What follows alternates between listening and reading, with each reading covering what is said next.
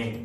So our title is entitled Faith That Can Move Mountains. Now, according to the base of the grades, it is talking about a tree, a mustard seed. So if you look at a mustard seed, it's a very small seed. Mustard seed. Just Google mustard seeds. So if you look at this seed, it's a very small seed. But when you plant it, it's a very big tree. So I'll try to go behind what led Jesus to telling his disciples about the mustard seed. So there was this woman who had a son. This child had demons. So this woman took this child to the disciples of Jesus and asked them to say, "Help me cast out the demons from my child." So the disciples tried, but they failed. Then as this woman approached Jesus, she told Jesus to say, "Thank goodness I've met you. Actually, I met your disciples. They tried to cast the demons out of my son, but they failed." Then Jesus, like always, he had to cast the demons out. Then the disciples followed Jesus. They asked Jesus to say, "Why is it that us we failed, but you, with just a single word, were able to cast out the demon?" Then this verse comes up. Jesus tells them to say, "It is because you have little faith. I tell you to say, if you have faith like a mustard seed, little faith like a mustard seed, you will tell this mountain to say, move, and to be able to move."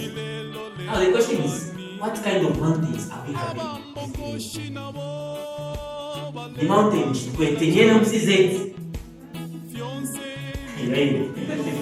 What mountain are we carrying on ourselves such that we failed to move it? Jesus is asking us to say, if you want to move the mountain, have the faith that this mustard seed is having. Despite it being small, it is able to become big. What mountain? What is it that has been troubling you over the past few years? Is it alcohol? Is it udalelare? What mountain is troubling you such that you feel you have little faith, you can't move it away? I want us to focus on a certain story in the book of John 11. We'll start from John 11 verse 20.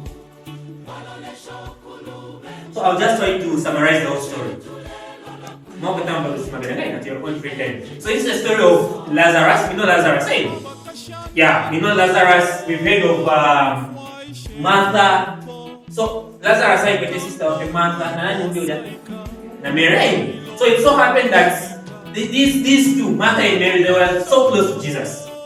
And Martha and Mary were living in Bethany. At this time, Jesus was somewhere in Jerusalem. You understand?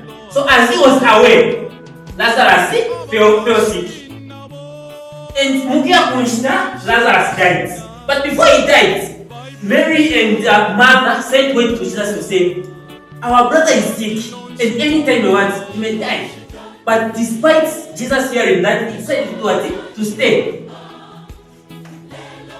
So after that had happened, as time went on, Lazarus died. Then another word went to Jesus to say, telling him to say, "Lazarus is now dead."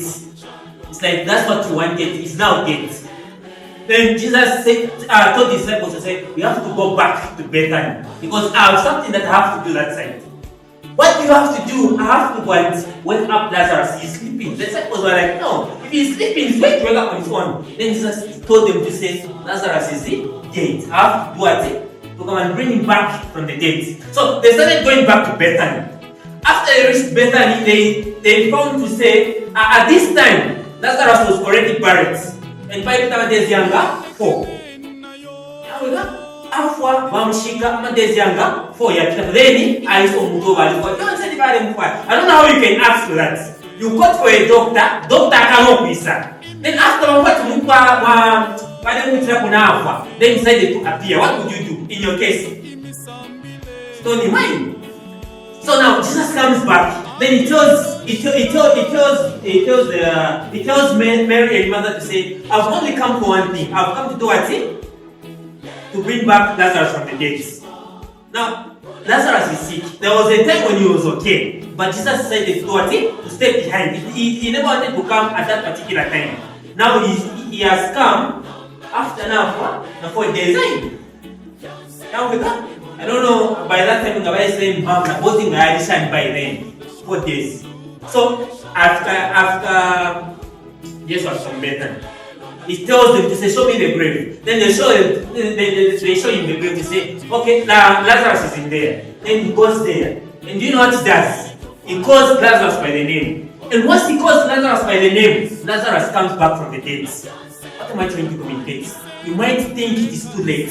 You might think there's nothing that can be done at this particular moment, but trust me, Jesus is able to do the unpredictable. Amen?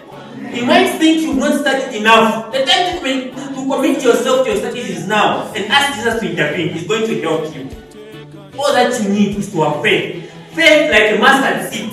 It is never too late for Jesus. It might be too late for you, but for him it is never too late. All you have to do to do it is to believe. The only problem that we Christians are having right now, quite right, we are Christians, and we are happy that we say we are Christians, but we underestimate the power of God. That's the only problem that we're having right now. We underestimate the power of God. We take him for granted. Because when Jesus came back, he told Mary to say, I have come. He told Mary to say, Jesus will rise. Lazarus will come back from the dead. Then Mary was like, yes, I know he's going to come back. That's the day when everyone will be resurrecting. Meaning, Mary never had, he never had hope in Jesus to say he's going to be able to do what? To make Lazarus come back from the dead. So it is a calling upon all of us to say, if you don't believe, if you've not been believing in yourself, at least believe in Jesus Christ that is going to help you. You might feel it is too late, but to him it is never too late. You might feel you've not done anything. Even at this hour, from here, you can do one or two things. And Jesus Christ is going to intervene in one or two ways. Amen? So I'm asking you, let us have faith like a mustard seed. Despite it being small, it becomes a very big tree, such that you understand? So let people, when they look at you, let them be able to see to say, we are looking at a Christian, not only a Christian, but a Christian who has faith. Faith in who? Faith in Jesus Christ. To say, no matter the circumstance, because at times we might feel to say things are not going to work out. There's so many poverty. Like in the case of Lazarus, he was going to say, come and attend to Lazarus, but he still decided to stay for 4 days. Because he wanted his glory to be to be shown. So certain things that we pass through, it's not that we are passing through such things because God has forgotten about us. Everything, for so long we are committing everything, God has a plan for us. And you just have to believe. If you don't believe, nothing will happen. You will never receive any single blessing from God if you don't believe for anything. But if you have faith, true faith, believe it. By the way, faith is believing before seeing. You believe before you see. So even as you sit now, nobody will be exam, believe to say you have passed. That is faith. But if you keep doubting yourself, you're not doubting yourself, you're also doubting the one who is supposed to make you pass. Amen? So believe to say you're going to pass. When you believe, also put in your efforts. So the faith plus your efforts will bring about the results that you are looking forward to. Amen.